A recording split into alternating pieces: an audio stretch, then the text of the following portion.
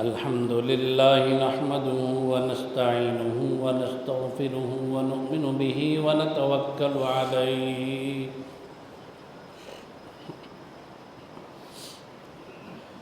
ونعوذ بالله من شرور أنفسنا ومن سيئات أعمالنا من يهده الله فلا مضل له ومن يضلله فلا هادي له نشهد أن لا إله إلا الله وحده لا شريك له ونشهد أن سيدنا وسندنا وشفيعنا وحبيبنا ومولانا محمد وبارك وسلم أما بعد فأعوذ بالله من الشيطان الرجيم بسم الله الرحمن الرحيم يا أيها الذين آمنوا اتقوا الله وكونوا مع الصادقين وقال النبي صلى الله تعالى عليه وسلم أوصيكم بتقوى الله أو كما قال صلى الله تعالى عليه وسلم صدق الله العظيم وصدق رسوله النبي الكريم ونحن على ذلك لمن الشاهدين والشاكرين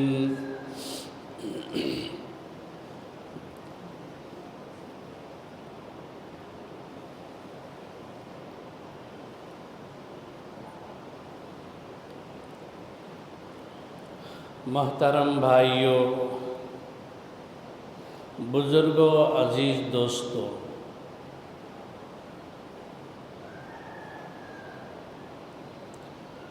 میں نے قرآن کریم سے ایک مقام میں ایک آیت پڑھی اور ایک طویل حدیث مبارکہ کا ایک چھوٹا میں نے ٹکڑا پڑھا۔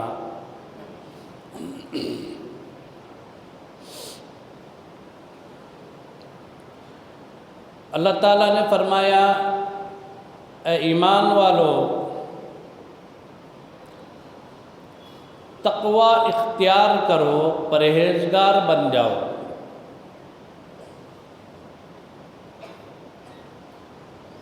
وَكُونُوا مَعَ الصَّادِقِينَ، اور صادقین کے ساتھ رہو، سچوں کے ساتھ رہو، یعنی متقی اور پرہیزگار لوگوں کی صحبت اختیار کرو۔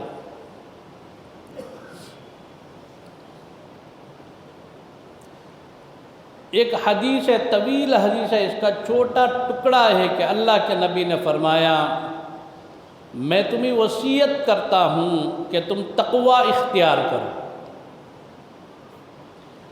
زندگی کی کامیابی کا دار و مدار تقوی اور پرہیزگاری پر موقوف ہے۔ اللہ سے دعا فرماویں، اللہ مجھے اور آپ کو متقی اور پرہیزگار بنا دے۔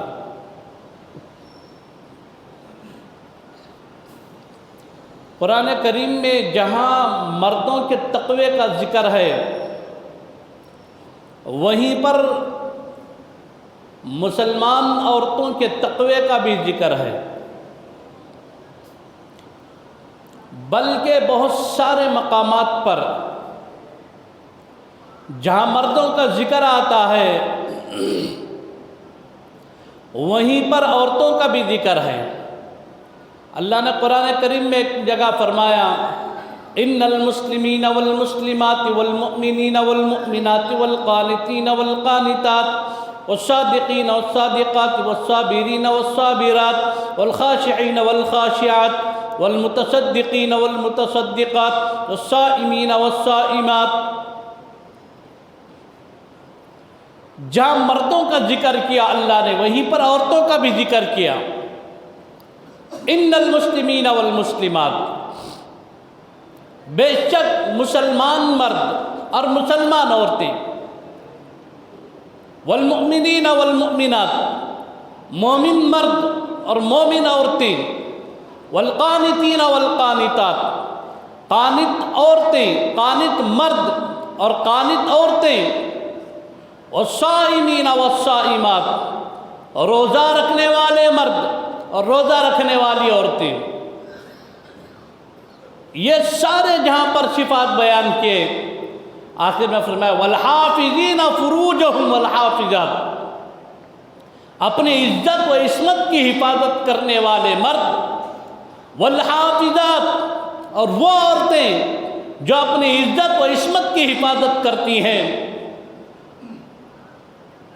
اللہ نے صفات میں دونوں کو ایک جگہ جمع فرمایا۔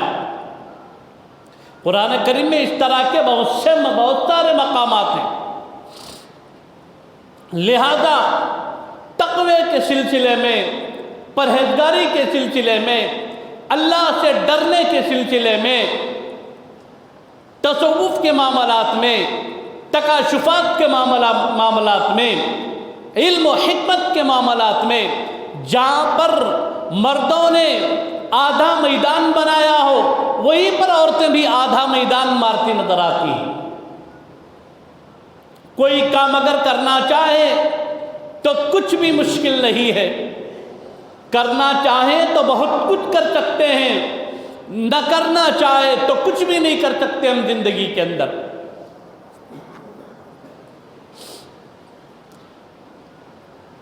متقین کا جہاں ذکر آتا ہے، سب سے پہلے انبیاء علیہم الصلاۃ والتسلیم کی فہرست کھلتی ہے۔ جہاں انبیاء کا مسئلہ شروع ہوتا ہے وہی اس دور کی حضرت مریم کا ذکر ہے قرآن کے اندر۔ وَاذْكُرْ فِي الْكِتَابِ مریم، کتاب اللہ کے اندر مریم کا تذکرہ ہے، اور جہاں جس کتاب کے اندر حضرت عیسیٰ علیہ السلام کا ذکر ہے وہیں پر حضرت مریم کا بھی ذکر ہے۔ جہاں پر حضرت ابراہیم اور حضرت اسماعیل علیہ السلام کا تذکرہ ہے وہیں پر حضرت حاجرہ و سارہ کا تذکرہ ہے۔ جہاں پر فرعون اور موسیٰ کا ذکر ہے وہیں پر حضرت آسیہ کا بھی ذکر ہے۔ تقوی، طہارت، پرہیزگاری، خلوص، للہیت کے میدان میں جہاں اللہ نے مردوں کو ایک بلند مقام دیا ہے وہیں پر عورتوں کا بھی ایک بلند مقام ہے۔ یہ چیز اپنی محنت اور اپنا لگاؤ، اللہ سے اپنا تعلق کے بعد مقام و مراتب حاصل ہوتے ہیں۔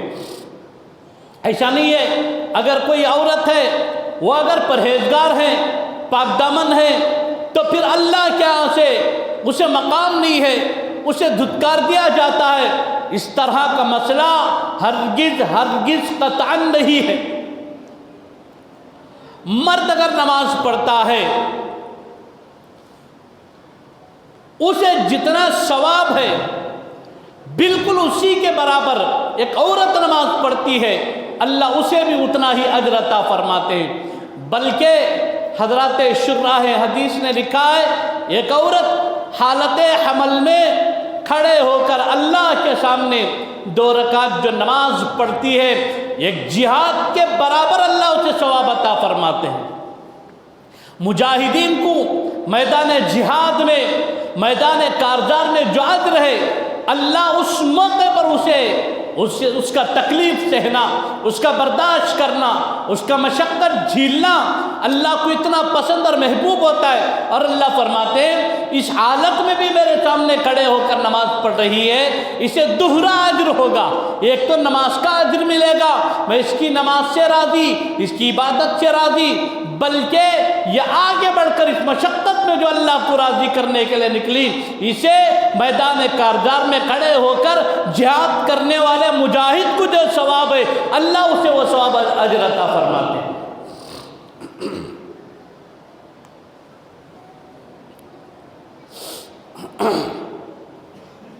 ایک مرد اگر متقی ہے، ایک مرد اگر پرہیزگار ہے تو یقیناً وہ اس کی ذات پر اثر ہوتا ہے، پھر اس کے اولاد پر اثر ہوتا ہے۔ لیکن ایک عورت اگر متقی ہے، پرہیزگار ہے، اس کے تقوی، اس کے پرہیزگاری کا جو اثر ہے یہ اس کے پورے محلے پر، اس کی نسلوں کے اندر اللہ تبارک و تعالیٰ اس کے تقوی کے برکات و ثمرات چلاتے ہیں۔ قرآن کریم میں 2 یتیم بچوں کا ذکر ہے، حضرت موسیٰ علیہ السلام اور حضرت خضر علیہ السلام کا ایک طویل واقعہ ہے۔ اس میں 2 یتیم بچے ہیں، اللہ نے ان کو دیوار کے نیچے سے خزانہ عطا فرمایا۔ اب خزانہ کا تو معلوم، سونا چاندی ہیرے جواہرات یہ ساری چیزیں ہوتی ہے، اللہ نے عطا فرمائی۔ جہاں یہ عطا فرمایا وہیں پر ایک نکتہ یہ بھی فرمایا وَكَانَ أَبُوهُمَا صَالِحًا، یہ جو بچوں کے ماں باپ ہیں یہ نیک اور صالح تھے، یہ پرہیزگار تھے۔ ماں باپ کی پرہیزگاری کا صلہ اللہ اولاد کو مال کی شکل میں بھی عطا فرماتے ہیں، تقوی کی شکل میں بھی عطا فرماتے ہیں، پرہیزگاری کی شکل میں بھی عطا فرماتے ہیں۔ ماں باپ متقی ہے، ماں باپ پرہیزگار ہیں، تو ماں باپ کے تقوی کا اثر کہاں ہوتا ہے، کس کی شکل میں ہوتا ہے؟ اگر اللہ یہ چیز ہم لوگوں پر کھول دے، ہم یقینی طور پر متقی اور پرہیزگار بن جائیں۔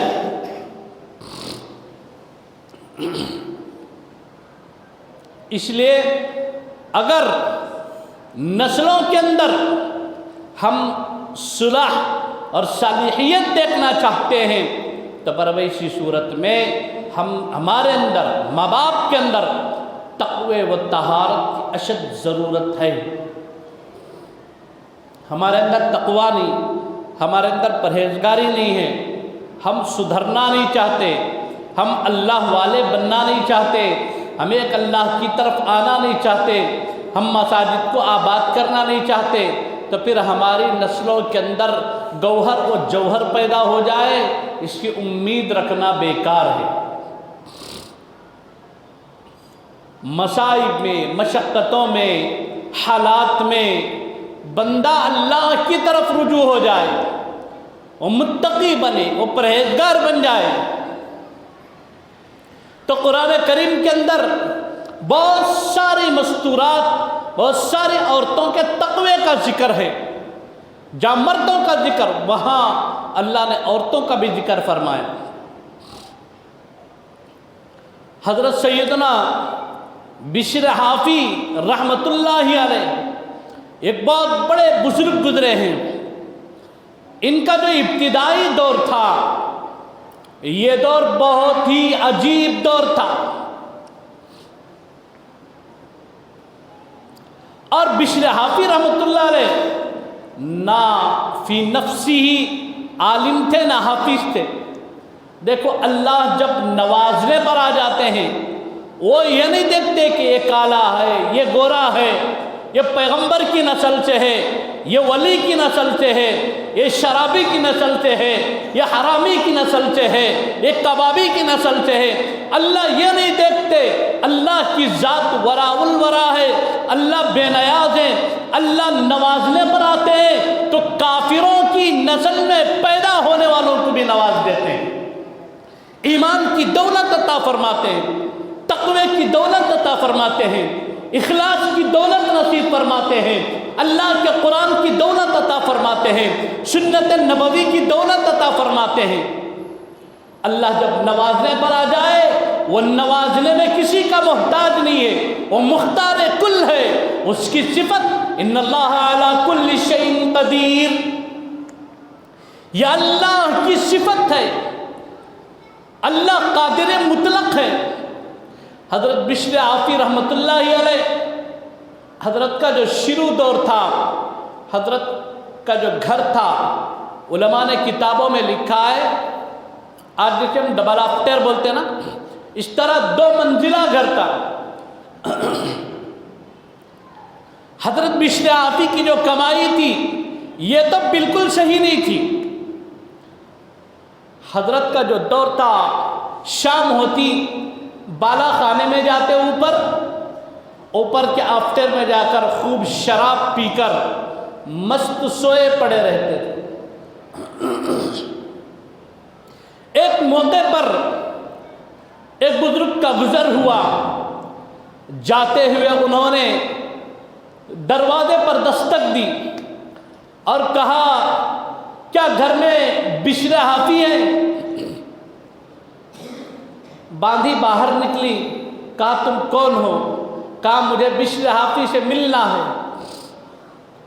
اندر گئی باندھی، حضرت بشر حافی سے پوچھا کہ کوئی آیا ہے دستک دے رہا ہے، کیا ان کو اندر آنے کی اجازت تو یا تم باہر جا کر ملو گے؟ بشر حافی نے کہا کہ کہو اس وقت بشر حافی مصروف ہے۔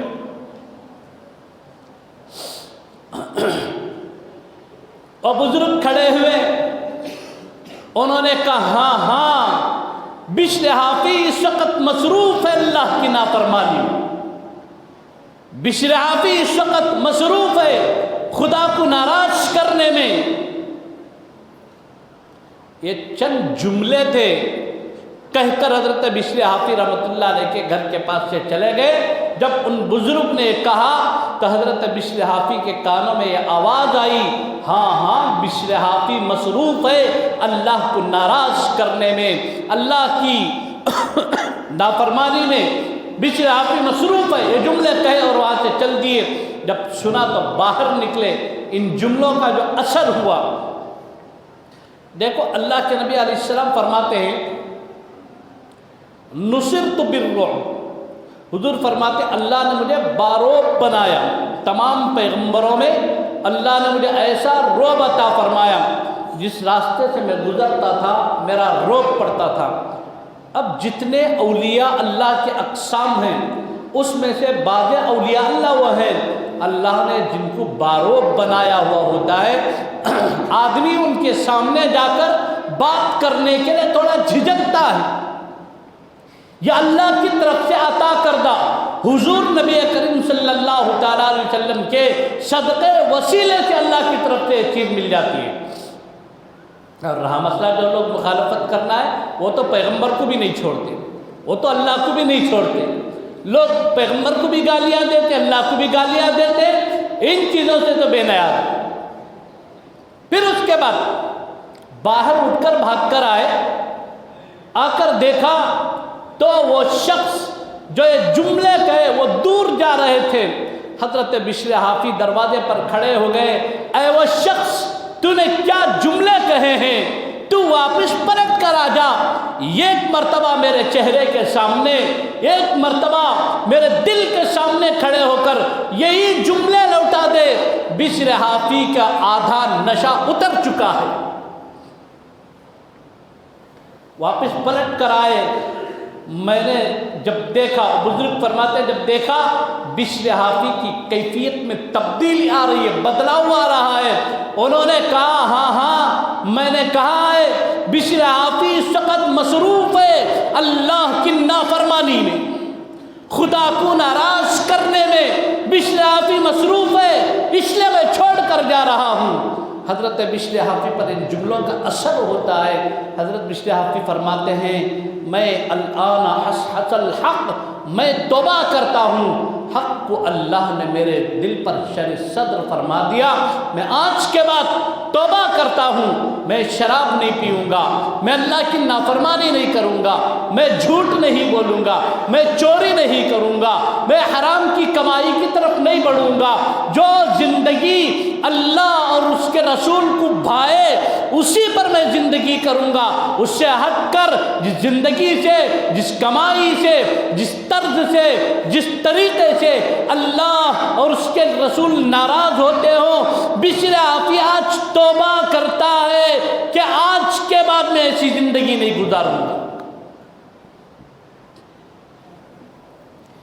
ایک بشر حافی کی توبہ کیا ہوئی؟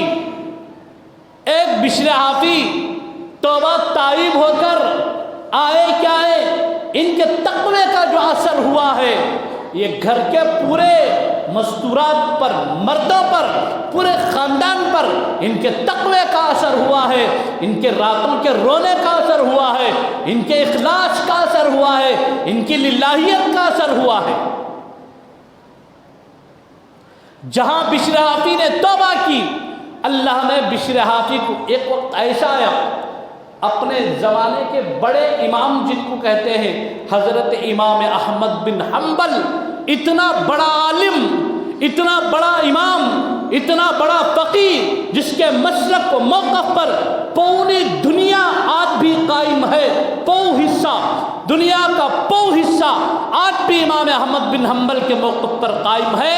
وہ امام احمد بن حنبل بشر حافی کے ہاتھ پر ہاتھ رکھ کر بیعت کرتے ہیں، اور امام احمد بن حنبل فرماتے ہیں میں امام احمد بن حنبل، اللہ نے مجھے الفاظ کی دولت عطا فرمائی، لیکن اللہ نے جو تمہیں نور عطا فرمایا ہے وحدت کا اور رسالت کا، اے بشر حافی ہاتھ بڑھاؤ، میں تمہارے ہاتھ پر ہاتھ رکھ کر بیعت کر کے میں توبہ کرنا چاہتا ہوں۔ چند چیزیں ایسی ہوتی ہیں اللہ جب نوازنے پر آ جائے تو بشر حافی کے دربار میں وقت کے امام احمد بن حنبل کو بیچتے ہیں، اور بشر حافی حضرت امام احمد بن حنبل کے شیخ و مرشد ہیں۔ جس طرح حاجی امداد اللہ مہاجر مکی حضرت حافظ بھی نہیں تھے، عالم بھی نہیں تھے، لیکن تقوی ایسا تھا، پرہیزگاری ایسی تھی۔ حضرت مولانا قاسم نانوتوی رحمۃ اللہ علیہ اور حضرت مولانا رشید احمد گنگوہی، حضرت شیخ الہند حضرت مولانا اشرف علی تھانوی، ایسے بڑے بڑے مشائخ و بزرگان دین ان کے پاس اپنی اصلاح کے لیے بیٹھتے ہیں۔ شیخ الاسلام حضرت مولانا مفتی تقی عثمانی صاحب قبلہ دامت برکاتہ جب بنگلور رہتے حضرت بہت بڑا جملہ بولے، بہت اچھا جملہ بولے، میں کہتا ہوں سنہرے حروف میں لکھ کر رکھنے کا جملہ ہے۔ حضرت نے فرمایا ایک آدمی اپنی اصلاح کی نیت لے کر ایک کھیڑے کی چھوٹی مسجد کے مؤذن کے پاس بھی اگر بیٹھ گیا، اللہ اسے سبب بنا کر اس کی اصلاح فرما دیتے ہیں۔ نیت صاف ہونا چاہتے ہیں۔ ایک آدمی ڈینگے مارنے کے لیے وقت کے جنید بغدادی کو تلاش کر رہا ہے، کون تم؟ میں جنید بغدادی کا مرید ہوں، میں شیخ عبد القادر جیلانی کا مرید ہوں، میں حضرت خواجہ معین الدین چشتی کا مرید ہوں۔ ریاکاری کے لیے ابو جہل نبی کے دربار میں آ کر محروم ہو جاتا ہے، ریاکاری سے ہٹ کر خلوص کے ساتھ، تقوی کے ساتھ، پرہیزگاری کے ساتھ، پاک نیت سے نبی کے دربار میں خطاب کا بیٹا عمر آتا ہے تو حضور فرماتے اللہم اعز الاسلام والمسلمین بعمر بن الخطاب، اللہ عمر بن خطاب کو سبب بنا مسلمانوں کی عزت، اسلام کی عزت و سرخروئی کے لیے۔ دلوں کی حالت پر اللہ کے سے فیصلے ہوتے ہیں۔ علماء کے پاس بیٹھو، مشائخ کے پاس بیٹھو تو دل کی حالت کو پاک کر کے بیٹھو اور یہ نیت کر کے بیٹھو اللہ ان بزرگوں کے قلوب پر تو نے تیرے نبی کی سنتوں کا نور چلایا ہے، مولا کریم ان کے دل کے نور ہماری طرف منتقل فرما، اللہ تقوی عطا فرما، اللہ طہارت نصیب فرما، اللہ خلوص عطا فرما، مولا تیری رضا نصیب فرما۔ اللہ آنکھ بند ہو تو مولا کریم تیرے نبی کو جب قبر میں دکھایا جائے فرشتے سوال کرے ما تقول فی شان ھذا الرجل، ہم آسانی سے کہہ دیں ھذا نبینا محمد الرسول اللہ صلی اللہ تعالی علیہ وسلم۔ یہ کیفیت پیدا کرنی چاہیے ایک ایمان والے کو، ایک مومن کے لیے اپنے دل کے اندر جب تک یہ کیفیت پیدا نہیں ہوتی ہم ظاہری کچھ بھی کر لے ظاہر کا اثر ظاہر پر ہی رہے گا، باطن پر اس کا تھوڑا بھی اثر ہونے والا نہیں۔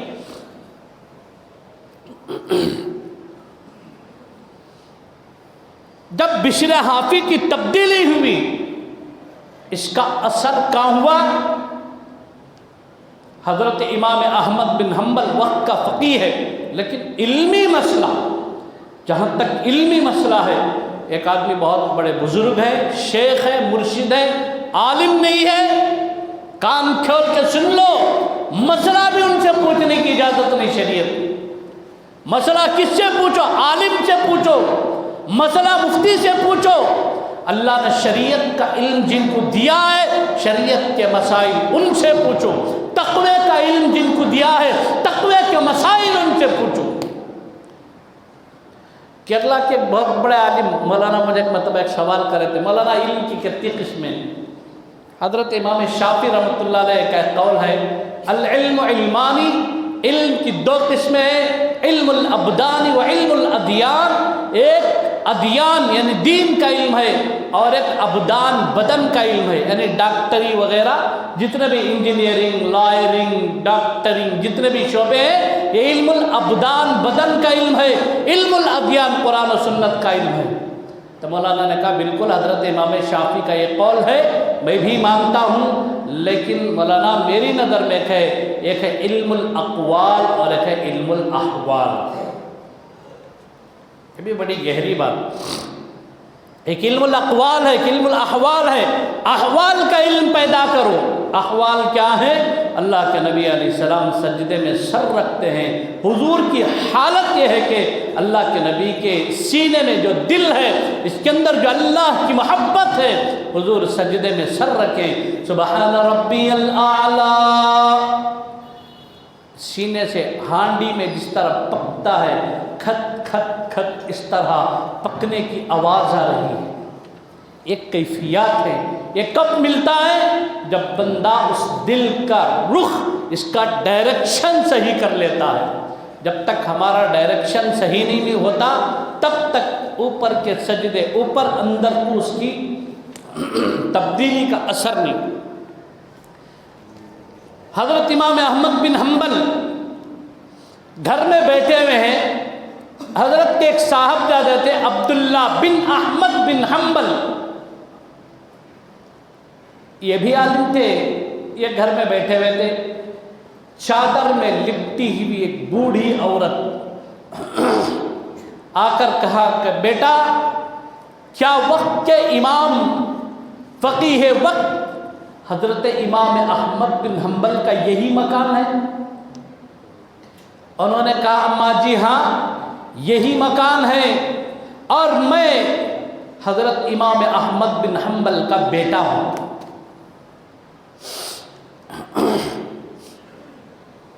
عورت بوڑھی چادر میں لپٹی ہوئی، اس نے کہا بیٹے، کیا میں تیرے باپ سے مل سکتی ہوں؟ مجھے ایک مسئلہ پوچھنا ہے۔ بیٹا اندر جا کر کہتا ہے کہ ابا جان، کوئی بوڑھی عورت ہے جو چادر میں لپٹی ہوئی ہے، مسئلہ پوچھنے کے لیے آپ سے ملنا چاہتی ہے۔ حضرت امام احمد بن حنبل اٹھ کر بالا خانے میں آئے، باہر آ کر فرمایا اماں جی بتاؤ کیا مسئلہ ہے؟ انہوں نے کہا بیٹے، مجھے مسئلہ یہ پوچھنا ہے، میں روئی کاٹنے کا کام کرتی ہوں، مطلب چرخہ پھرا کو روئی بناتی نا، معلوم؟ چرخہ پھرا کو اسے لکڑی میں مار کو دھن کو اور روئی بناتی، اسے کہتے ہیں روئی کاٹنا۔ اس عورت نے کہا کہ بیٹے میں روئی کاٹنے کا کام کرتی ہوں، میں جب رات میں روئی کاٹ رہی تھی، حکومت کا ایک سپاہی میرے سامنے سے گزرتا ہوا کسی سے بات کرنے کے لیے رک گیا۔ میں روئی کاٹ رہی ہوں، چاند کی روشنی تھی، چاند کے چننے میں روئی کاٹتی تھی، لیکن حکومت کا کارندہ جب حکومت کے کسی کام سے میرے پاس سے گزرا تو اس کے ہاتھ میں مشعل تھی، حکومت کا چراغ تھا، حکومت کا تیل اور چراغ تھا، یہ راستے سے گزرتا ہوا کسی سے بات کرنے کے لیے رک گیا، اور میں وہ جو اس کے ہاتھ میں مشعل تھی، چراغ تھی، اس کی روشنی میں میں نے تھوڑی دیر کے لیے جلدی سے روئی کاٹنا شروع کر دیا۔ اب مجھے یہ بتاؤ، جو میں نے روئی کاٹی ہے، یہ حکومت کے چراغ، حکومت کے تیل کی روشنی میں، حکومت کا نظریہ، حکومت کی سوچ ہے کہ حکومت کے کارندے کو دیا گیا تھا، مجھے تو پھر اس کی اجازت نہیں تھی، وہ کھڑا ہوا تھا، میں نے بغیر اجازت کے اس شمع کی روشنی میں روئی کاٹ لی، کیا مجھے اس کا بیچنا جائز ہے یا نہیں؟ کتنا باریک مسئلہ ہے نہیں؟ چاند کے اجالے میں بیٹھ کو کام کرنے والی ایک عورت مسئلہ پوچھ رہی ہے، حکومت کی ایک بیٹری کی ایک ٹارچ کی تھی، اس کی روشنی میں کام کری، اب میرے لیے مسئلہ کیا ہے، یہ روئی بیچنا جائز ہے یا نہیں ہے؟ امام احمد بن حنبل نے فرمایا اماں جی آپ ایسے کیجئے، یہ پوری کی پوری روئی صدقہ کر دیجیے، آپ کو روئی بیچنے کی اجازت نہیں ہے، یہ پوری روئی آپ صدقہ کر دیجیے۔ وہ بوڑھی مائی گئی، پوری روئی کو صدقہ کر دیا۔ چند دن گزرے، چند دن گزرنے کے بعد وہ بوڑھی عورت پھر آئی، کہا بیٹے ایک مسئلہ پوچھنا ہے۔ کہا اماں جی پوچھئے۔ چاند کے چنے میں روئی کاٹتی ہوں، کسی کے چراغ کی روشنی میں جو میں نے روئی کاٹی ہے، کیا اب اس کا پیسہ مجھے، اب میں جو روئی کاٹ رہی ہوں بیچنے والے کو بتا کر بیچنا چاہیے یا مجھے یوں ہی بیچنا چاہیے؟ میرے روئی کا اتنا حصہ حکومت کی چراغ کی روشنی میں کاٹی ہے اور روئی کا اتنا حصہ چاند کے چنے میں کاٹی ہے، اب یہ بیچنے والے کو میں بتا کر بیچوں یا ایسے ہی بغیر بتائے کے بیچوں؟ امام احمد بن حنبل نے فرمایا کہ اماں جی آپ بتا کر بیچیں کہ یہ مسئلہ کیا ہے، اتنی روئی میں نے چاند کے اجالے میں کاٹی ہے اور اتنی روئی میں نے چراغ کی روشنی میں کاٹی ہے، آپ بتا کر بیچیں۔ امام احمد بن حنبل کے جو بیٹے تھے دونوں مسئلے سماعت کر رہے تھے۔ پہلی مرتبہ جب آئی، امام صاحب کے صاحبزادے وہ بھی عالم تھے، انہوں نے دیکھا کہ ابا جان کیسا مسئلہ بیان کر رہے ہیں، بالکل شرعی نقطہ نظر سے اس بوڑھی اماں کے لیے اس بات کی اجازت ہے کہ چراغ کی روشنی میں جو روئی کاٹی گئی ہے اس کا بیچنا اور اس سے بیچ کر اسے اپنے گھر کا گزارا کرنا جائز ہے۔ لیکن والد محترم یہ کیسا مسئلہ اسے بیان کرنے بتا رہے ہیں، یہ سوچ میں تھے۔ ایک مرتبہ مسئلہ ہو گیا، کہا پوری روئی صدقہ کر دو، صدقہ کر دیا، تبھی بیٹے کے دل میں اشکال آ گیا۔ پھر دوسری مرتبہ جب بتا دیا مسئلہ، اماں آپ کو بتانا پڑے گا روئی کا اتنا حصہ چراغ کی روشنی میں کاٹی ہے، اتنا حصہ چاند کے چنے میں کاٹی ہے۔ جب رہا نہیں گیا تو بیٹے نے کہا ابا جان آپ کیسا مسئلہ بتا رہے ہیں، پہلا جو مسئلہ تھا شرعاً وہ بھی جائز ہے، پہلا جو مسئلہ آپ نے بوڑھی مائی کے لیے بتایا پوری روئی بیچنا اس کے لیے جائز تھا، لیکن آپ نے پوری روئی صدقہ کرنے کے لیے کہہ دیا۔ دوسرا مسئلہ جو آپ نے بتایا یہاں بھی اس کے لیے بتانا ضروری نہیں تھا، لیکن آپ نے اسے بتایا کہ مسئلہ ہے کہ بتا کر بیپار کرو، یہ بھی ضروری نہیں تھا۔ آپ نے دونوں مسئلے تھوڑا ڈفرینس بیان کیے ہیں، یہ میری سمجھ سے باہر ہے۔ امام احمد بن حنبل کا جو جواب ہے یہ سن لیجئے۔ حضرت امام صاحب نے فرمایا بیٹے تجھے پتا ہے کہ پوچھنے والی کون ہے، جا کل کو وہ بوڑھی مائی جب بازار سے روئی خرید کر اپنے گھر کی طرف چلے، اس کا گھر کا پیچھا کر۔ عبداللہ بن احمد گئے، دیکھا کہ وہ عورت بازار سے روئی لے کر، وہ بوڑھی مائی بازار سے روئی خرید کر جا رہی ہے۔ سیدھا جا کر اس نے جس گھر میں گھسا وہ گھر حضرت امام احمد بن حنبل، وہ گھر حضرت بشر حافی کا گھر تھا۔ آئے، آ کر فرمایا کہ ابا جان جس گھر کے اندر وہ بوڑھی عورت گھسی ہے وہ گھر حضرت بشر حافی کا گھر ہے۔